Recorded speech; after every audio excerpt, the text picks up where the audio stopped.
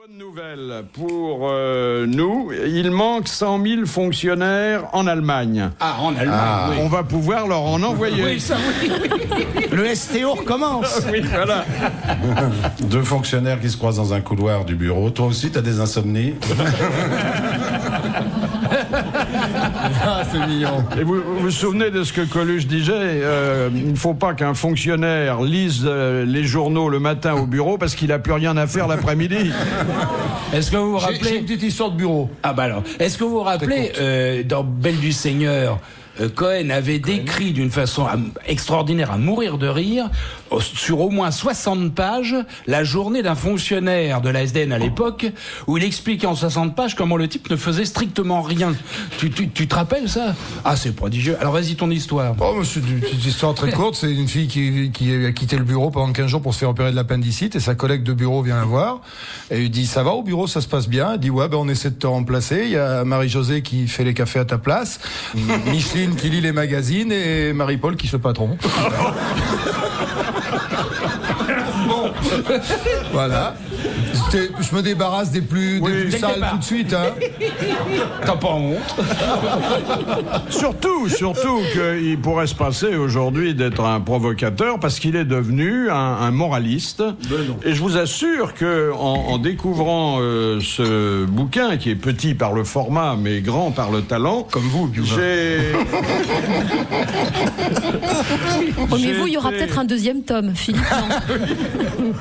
J'ai été plusieurs fois agréablement surpris, pour ne pas dire bluffé. Exemple. Eh ben, écoutez, exemple. Les routiers mécontents sont plus écoutés que les coiffeurs en colère. Et vous ajoutez, ça gênerait qui de barrer la route avec des peignes? La différence entre les très belles et les très laides, c'est que tous les soirs, les premières se demandent avec qui elles vont faire l'amour et les secondes avec quoi. Je savais que ça te plairait beaucoup. Très joli. Ah non, mais vous savez qu'il y a des perles, hein. Ah oui, oui. Et alors, il y en a une quand même qui est à la limite de la vulgarité. Il y en a très peu. à la Étonnant, limite. étonnant. Non, mais il y en a très peu. Les noces de diamant, c'est tous les 50 ans, les noces de coton, tous les 28 jours. Elle est amusante, celle-là. Elle est bien. Elle est jolie, celle-là. Ouais, mais c'est pratiquement, il y a celle-là qui est un peu hard, et le patron des menteurs et des politiques, c'est San Geppetto, parce que la langue de bois, c'est fait pour Pinocchio. C'est les seuls qui Oui, sont... je l'ai pas gardé d'ailleurs. Il y en a quand même des vachement jolis. Alors, bah, évidemment, mais je sais que vous l'aimez bien, ce bouquin. On est au moins deux, vous voyez. Ouais. Il y en a une traître. Il y en a deux qui sont d'ailleurs pleines de tendresse. Et c'est pour ça d'ailleurs que je veux faire contrepoids à ce que j'ai déjà dit en les citant tout de suite. Il y en a une qui dit... les grands-mères font exprès d'être sourdes pour que leurs petits-enfants n'oublient pas l'odeur de leurs cheveux quand ils leur parlaient à l'oreille. Ah, c'est magnifique. ça, Oh, on dirait que c'est un autre qui a écrit ça. C'était pour compenser. Les maisons de retraite ressemblent à des maternelles, à la différence près que les Pokémon, c'est eux. C'était pour compenser ça. Et quand vous dites, pour moi, la femme idéale, c'est celle qui continue à acheter ses boucles d'oreilles chez le marchand de cerises. C'est vrai. C'est à la fois tendre et sordide, hein. Parce qu'on sent le gars qui veut faire des économies. Oh non. Non, c'est plutôt mignon et Plutôt poétique. mignon. ça, oui. J'ai écrit des belles déclarations d'amour dans ces petites phrases. J'ai dit que je ferai jamais de perles à ma femme pour pas faire ton sur ton. Ah, c'est charmant. C'est mignon. Oui, ça donne à réfléchir. Hein, Ça donne à réfléchir. Et puis alors ça qui est pratique, faire l'amour à des femmes de plus de 80 ans offre une sécurité certaine, car la dernière fois qu'on les a honorées, le sida n'existait pas. C'est pratique. C'est en fait, il y a deux phrases dans ce livre qui sont pas de moi et qui sont d'un camarade que vous avez connu, qui était mon secrétaire, qui s'appelait Olivier, qui a disparu, et qui avait eu cette phrase-là un jour. Et une autre phrase qui m'avait bouleversé, parce qu'on était dans un petit village de province et il y a un mariage qui sortait en très tonitruant, tu vois, il est sorti sur le trottoir et il a gueulé au mec: quand tu seras cocu, tu klaxonneras moins fort. Voilà, c'est les deux seuls qui sont... Il y en a deux très parisiennes et qui font appel à la topographie locale. La première, c'est quand vous dites « c'est peut-être avenue Victor Hugo qu'il y a le moins de misérables ».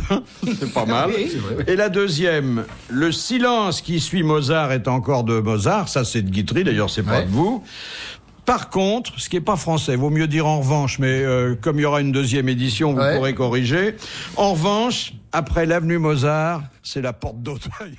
À 4h30. Alors, je reviens à mon auteur favori, enfin pour aujourd'hui. Hein. Enfin, m'avait fait penser à une histoire, mais ce qui est embêtant, c'est qu'elle est visuelle. Alors, je sais pas en si radio, ça passe très moins bien. C'est un mec qui joue, c'est des gens qui jouent au golf, et il y a une fille qui a à 20 mètres qui tape dans sa balle de golf, et la balle part sur le groupe de mecs. Il y a un mec qui fait aïe aïe aïe aïe aïe. Tu vois, il se tient entre les jambes, il fait aïe aïe aïe aïe aïe. Et la fille, elle arrive, elle est très emmerdée. Elle dit, je vous ai fait mal. Aïe aïe, ça me fait mal. Bah, elle dit, je suis kiné, je peux vous faire un petit massage si vous voulez. Aïe aïe aïe, j'ai mal. Et le mec, il dit, allez-y. Et elle le masse, et elle lui dit, ça va mieux. Et le mec, il fait, non, mon pouce me fait toujours aussi mal.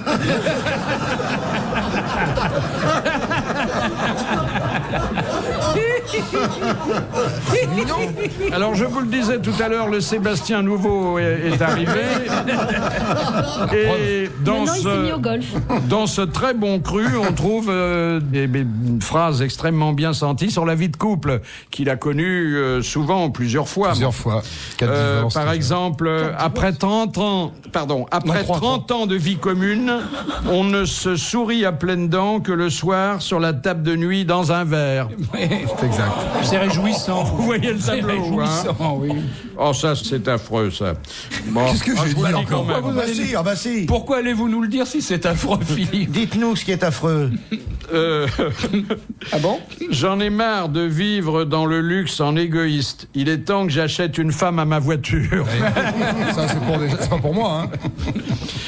Elle a profité que la télé était en panne pour oser lui parler. Ça fait 10 ans que nous sommes ensemble. Il faut se rendre à l'évidence. Ça ne marche plus. Alors, sans lever le nez de son assiette, il a répondu « Va voir sur le toit, ça doit venir de l'antenne. » Non, mais c'est vrai que les couples, c'est très inspirant, quoi. Moi, il y en a une que j'aime beaucoup, c'est depuis qu'elle est partie, je dors de son côté du lit pour me faire croire que c'est moi qui l'ai quittée.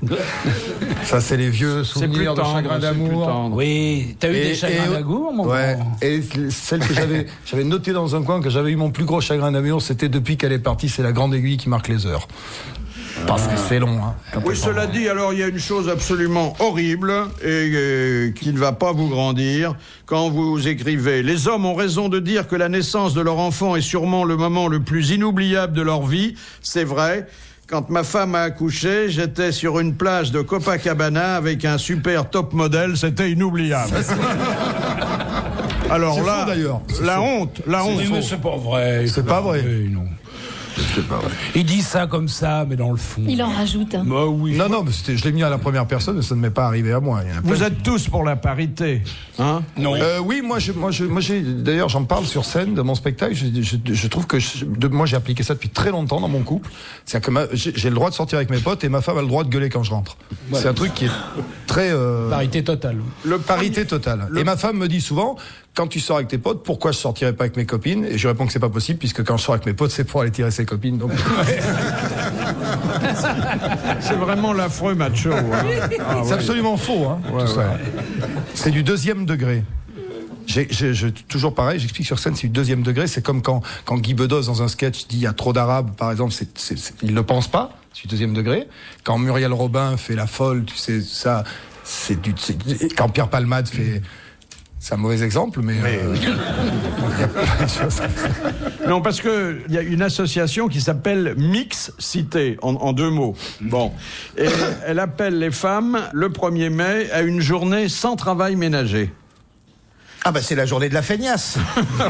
En quelque sorte, oui. Voilà. Non, parce qu'elle dit que 80% du travail domestique est toujours effectué par les femmes et que la part des hommes n'a progressé dans ce domaine que 10 minutes par jour au cours des 15 dernières années et qu'il faut donner un coup d'arrêt. Qu'est-ce que vous en pensez, Isabelle?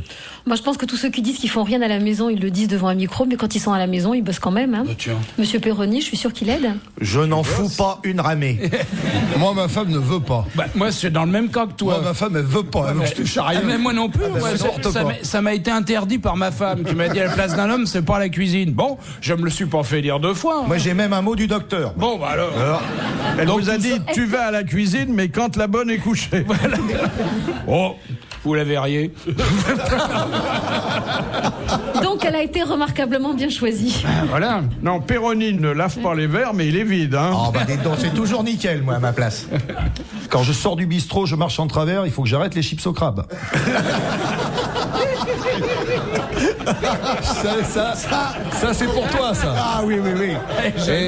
Et la plus belle réflexion d'un alcoolique, c'est quand il voit une patinoire de se dire putain, t'imagines la taille du Ricard. Ah ben, j'ai une histoire de... C'est le gars, tous les soirs, il rentre bourré. Il a fait tous les bistrots, il rentre bourré. Et alors, il essaye pas de faire de bruit, de pas réveiller la grosse. Alors, il enlève les pompes. Et puis, bien souvent, ils ont leurs habitudes. Lui, il faut qu'il passe de l'autre côté du lit. Alors, il monte sur le plumard, il titube un peu. Il enjambe la bonne femme ouvre un œil et fait « Ah, bien sûr, si j'étais un bistrot, tu t'arrêterais ?»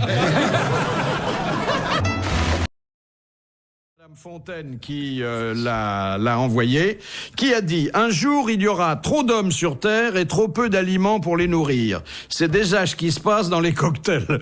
Eh bien, un auteur dramatique. Ça n'est pas un auteur dramatique, c'est un homme de télévision vivant et qui n'est pas Bellemare. Patrick Sébastien. Non, Berne. non. Martin. Non, Drucker. Attendez, un garçon qui est quand même un cas sur le petit écran puisque il a beaucoup d'esprit et il fait des émissions sans aucune prétention.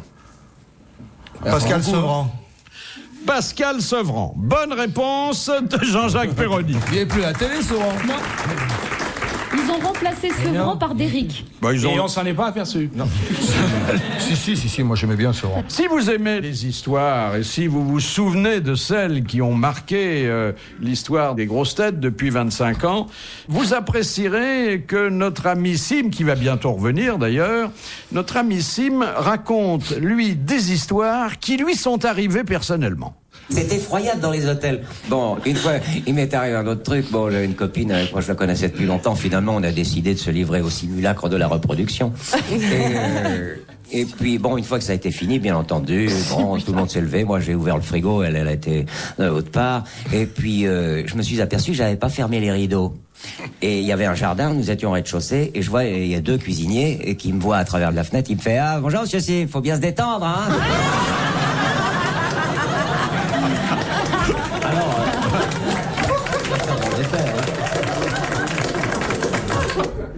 Ah, il en est arrivé. Moi, j'ai des souvenirs avec lui. Il m'est arrivé pratiquement la même, moi. Ah oui? C'est-à-dire qu'avec un copain, on avait ramené 2 filles un soir dans un petit village du... C'est pas vrai. Vous? Non, mais il y a longtemps. Dans une ville du Nord. Et on est rentré, donc au rez-de-chaussée, on s'est couché. En fait, on était dans un magasin de meubles. Et le matin, on avait tous les mecs qui défilaient dans la rue, qui regardaient. Non, on s'est couché. En fait, on a dormi dans l'aventure, quoi. T'as l'air con quand tu te réveilles. J'ai eu des aventures de cet ordre avec Sim en province. Oui. Je crois même que c'était à Montauban, je crois. Il était tout nu dans l'hôtel, non? C'est pas ce jour-là? Non, enfin, il a été tout nu à un certain moment, oui, bien entendu. Il était pas le seul, d'ailleurs. Et puis, il y avait une certaine ambiance, parce qu'on a eu après quelques souvenirs de cette épopée, qui n'était pas forcément glorieux, mais c'était quand même à l'époque où on pouvait vivre tranquille. Car si vous réfléchissez dans toute l'histoire de l'humanité, qui est quand même assez vaste. C'est ce que tu vas dire. Tu sais, mais non, mais c'est monstrueux. Dans toute l'histoire de l'humanité. Il y a eu 15 ans à peu près. Voilà. Nous avons eu 15 ans pendant lesquels nous pouvions faire l'amour sans risquer de mettre les femmes enceintes et sans risquer sa peau. Ça n'a duré en tout et pour tout que 15 ans dans toute l'histoire de l'humanité. Et moi, à cette époque-là, j'ai eu 20 ans. Moi, j'en ai un peu plus. C'était fort. Et on les regrette pas parce qu'on s'est bien marré. Ça vous a flanqué un coup, tout ça. Hein, c'est beau. C'est une vraie réflexion. Mais oui, c'est vrai. Mais oui. Sur l'histoire de toute l'humanité. Ça fait pas beaucoup. C'est entre Philippe, il est en train de réfléchir en disant: j'ai raté les 15 ans. C'était quand les 15 ans? Que les 15 ans soient produits à un moment où j'avais déjà pris ma retraite. Il n'y a pas une histoire avec vous et Sim? En fait, il vous avait monté un canular et vous êtes venu le retrouver dans sa chambre en pensant que c'était une superbe créature et vous vous êtes couché à côté de lui? Oui. C'est ça, hein? C'était pas au Festival de Cannes? C'était au Festival de Cannes, mais c'était pas Sim. C'était pas Sim, Est-ce que c'était pas mon père? C'était votre père, C'était mon mon cher père Fabrice. qui avait monté le coup. Appelez-le papa. Oui. Il me l'avait raconté, moi j'ai jamais osé le dire, mais puisque vous l'évoquez. Non, Et il m'avait paraît que dit. Vous êtes arrivé tout pomponné, fringant et tout, nu sous une superbe. Attendez. Et qu'il a mis un pied dans le Mais lit. non. Attendez, ça commence beaucoup plus tôt. Alors, Il faut rappeler qu'à l'époque, au Festival de Cannes, on s'amusait beaucoup, paraît-il, Philippe pourra en témoigner. Et mon père, Maurice Bessy, était un homme fantastique et aimait beaucoup les canulars. Attendez, il avait monté un canular récurrent au Festival de Cannes, dont il était le personnage central avant d'en être le délégué général. Dès le premier jour du festival, il parcourait les étages de l'hôtel Carlton, revêtu d'une blouse blanche et avec un stéthoscope sur les oreilles. Et toutes les petites groupies égarées dans les couloirs, il les abordait en disant Mademoiselle, est-ce que vous avez passé la visite médicale? Et vous vous étonnez que l'atavisme joue, Philippe. Et il les entraînait dans son appartement, et là, je veux pas le savoir. Bon, il vaut mieux pas. Bon. Et alors, un jour, il me dit, dis donc, il y a une petite starlette, là, il me montre la photo, extraordinaire, elle est folle de toi. Ah bon. Elle est pas de La Rochelle, hein, une vraie. Bon. Mais elle est très timide. Alors, si tu veux, ce soir, tu vas dans ma chambre, je te donne la clé. Simplement, n'allume pas la lumière parce que... Ça marche encore. Tu te glisses dans le lit et là, tu vas passer un bon moment, tu me raconteras. À l'heure dite, j'arrive, un peu parfumé. Je me déshabille. Effectivement, je sentais une présence pas loin, une respiration régulière. Je me couche, j'allonge la main, je tombe sur un crâne chauve. C'était Georges Craven. Donc cette histoire est absolument authentique alors. Elle est vraie. Bon, vous n'avez rien fait. et vous avez passé un très bon moment. Parce qu'il avait raconté à Georges Craven vous êtes la resté même longtemps histoire ensemble dans l'autre sens. Pour le faire venir, bien entendu. Est-ce Une qu'il femme s'est va te réveillé, rejoindre. Georges Craven? Vous dites que vous entendez une respiration et tout. Il attendait, comme l'a dit starlette. Fabrice, Il attendait. que la starlette arrive dans son lit. La même histoire à Craven en disant une femme superbe va venir te rejoindre. N'allume Sois pas la discret, lumière. n'allume pas la lumière. Ah, on avait l'air Tous les de... deux.